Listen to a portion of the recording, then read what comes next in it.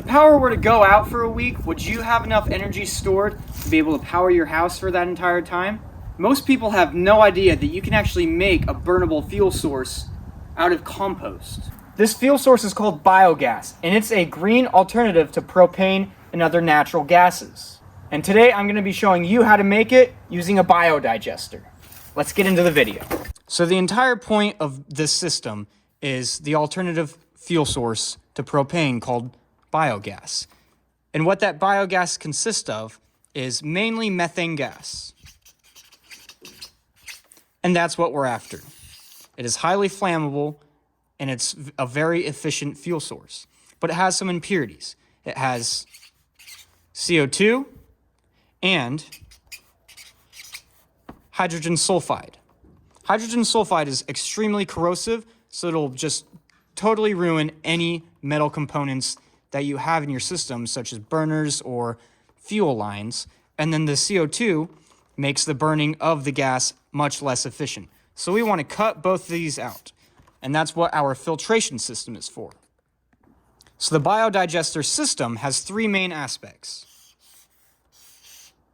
The biodigester section itself, the filters, or you can call it the refinery portion, and then the storage, which is a 55-gallon drum with a trash can upside down inside of it, with water to keep any gases inside of here. The way this biogas is produced is through fermentation, specifically anaerobic fermentation. There's two types of fermentations when it comes to composting: anaerobic and aerobic. Anaerobic is in the absence of oxygen, so in a pond or inside of a vessel with organic matter. And then aerobic fermentation is in the presence of oxygen, like a compost pile. Since this biogas or methane gas is what we're after, we want to go for anaerobic fermentation because that's where the most methane gas is going to be produced. Aerobic still produces some, but nowhere near as much, and it's harder to capture because there's oxygen needed for this fermentation. So in this biodigester process, we have an inlet into the IBC tote, and that's where your organic matter is going to go in. The tote is full of water so that any gases in here cannot release or escape, and the aerobic bacteria have a great environment to thrive off of. The next part of the system is a valve right here on the top of our IBC tote digester. And this is where we're going to have a line coming out and coming into the first filter, which is called a water scrubber or a CO2 scrubber. And this is just going to be a vessel full of water, and the biogas is going to be pressurized in here, come through our hose, and release at the bottom and bubble through this water. And that's going to catch any CO2 that was produced by the anaerobic bacteria. The next step is coming from the top of the water scrubber down to the bottom of the next filter, which is to filter out the hydrogen sulfide, or H2S.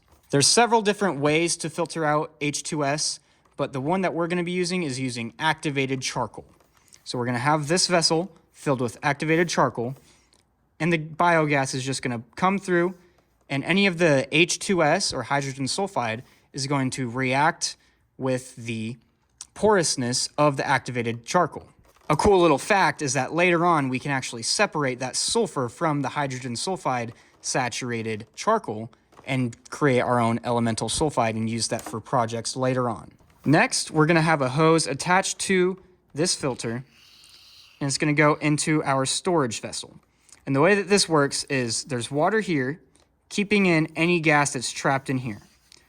So the pressure that's built up from the anaerobic bacteria making this biogas comes in through the entire system and then makes this storage vessel raise up, and then we'll have a full garbage can eventually of biogas. And from there, I plan to have another hose coming out to an air compressor, and then that will be compressed into a propane tank. But for that, we're going to need a couple different things along this line to filter out any water or moisture. All right, so biodigester or biogas digester. Okay.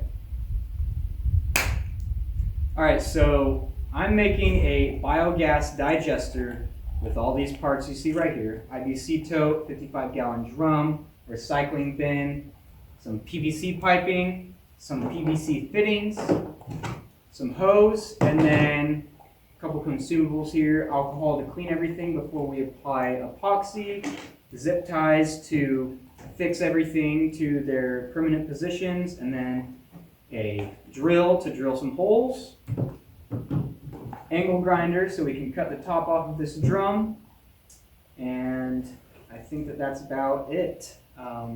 There might be a couple other materials that we're going to add in later. I'll explain what they do and whatnot.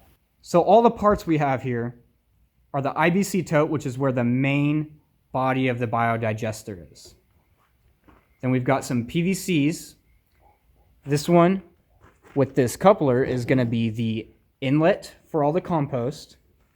These two are going to be the water column and the activated charcoal. Then we've got our valves and hose fittings. We cut some plastic from the lid to the garbage can, which is going to be epoxied as lids to keep the filters in. Bunch of consumables, alcohol to clean everything before we epoxy it. Epoxy, zip ties to secure everything in place where they're going to permanently be. A drill to drill the holes. 55-gallon drum and garbage can for the storage system.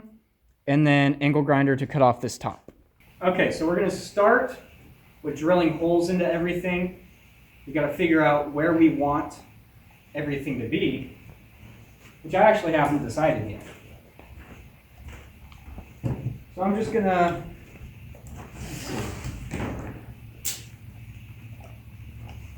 I think that's a nice spot. Maybe we'll open and close the valve. The back. Yeah, so we're going to drill a hole right there.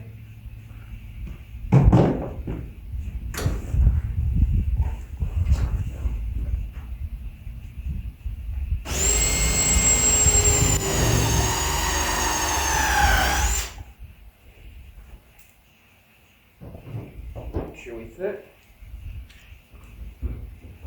Ooh, drill bit's slightly too small. Just going to ream it out a little bit.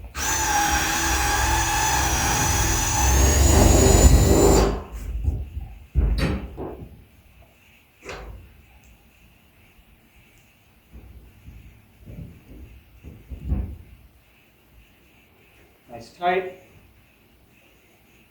And then there's really only one other hole that we're going to have.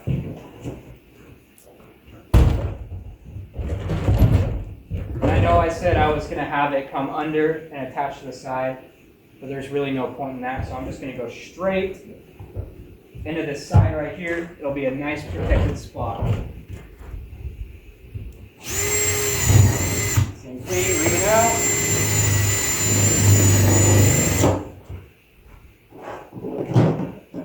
Make sure it's going to fit.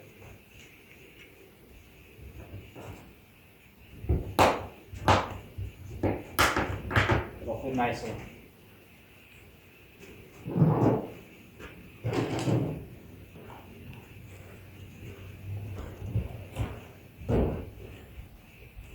Now we're going to go ahead and cut the top right off this guy. And I'm just going to grind around the lip where it's all pinched on, and then eventually it'll just, we're going to keep a fire extinguisher nearby.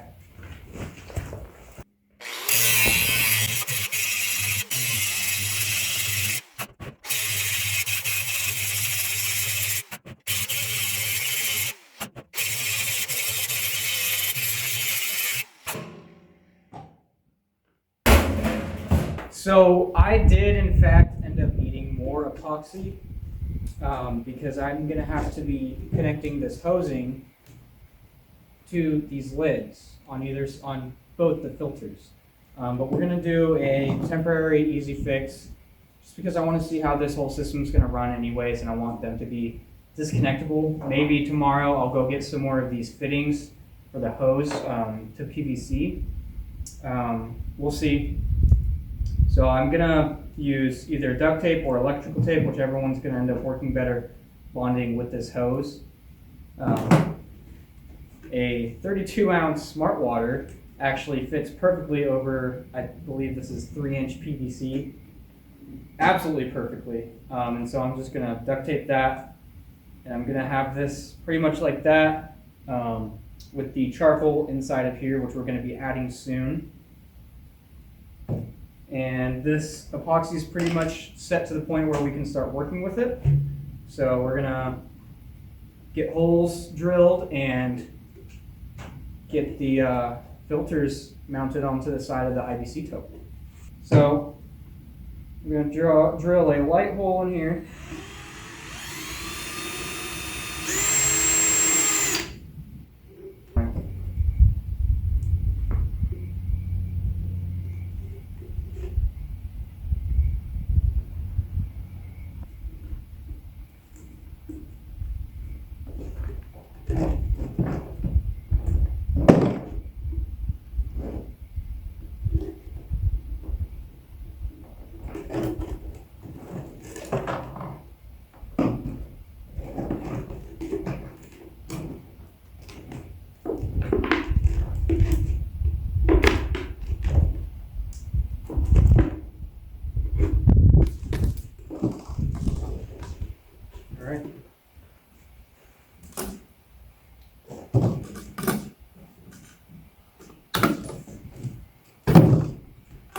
Got my activated charcoal here.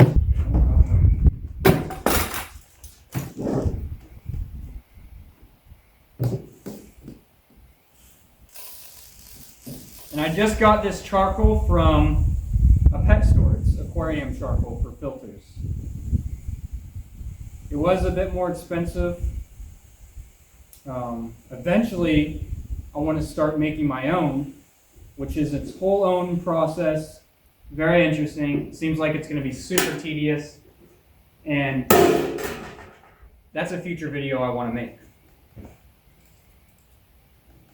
So I'll definitely be talking about that. This is turning out to be super ugly.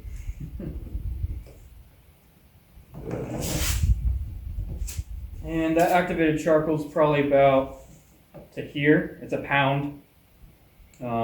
As well as the activate. Oh wow, nice. So that's gonna have to be about right there. That's all right. So unfortunately, all my footage from the other day got corrupted. Fortunately though, we did not make too much progress. It looks like a lot, but I literally just moved everything and I filled up the biodigester with water and manure. So all we've got to do now is connect these 3 hoses and it's finished. I did change up the water scrubber because one of the lids became desponded and then it started leaking out of the bottom. So it's just a bucket, a 5-gallon bucket full of water with a spout lid, and I have the holes cut into the lid. So let's go ahead and hook up the first hose, which is coming from the biodigester, of course. And that's just going to come right down over here. It's going to come under this bar, down here, and it's going to go all the way into the bottom of our 5-gallon bucket, the CO2 water scrubber. The second hose is going to come from the top of our CO2 scrubber into the H2S filter. So it's just going right in the top. Don't want it touching any water. We just want it catching that CO2 scrubbed biogas. So it's going to come through here, clean out all of the H2S, and then come out the top into our third hose. Right in there. And then right onto the valve for, we want it to come up here so it doesn't get snagged on anything as this raises. And then Biodigester is complete. So with the biodigester complete, I'm not expecting to collect any methane or biogas quite yet, because it's still very late winter, not quite spring where it's going to be warming up yet. I just wanted to get this going for when spring does come.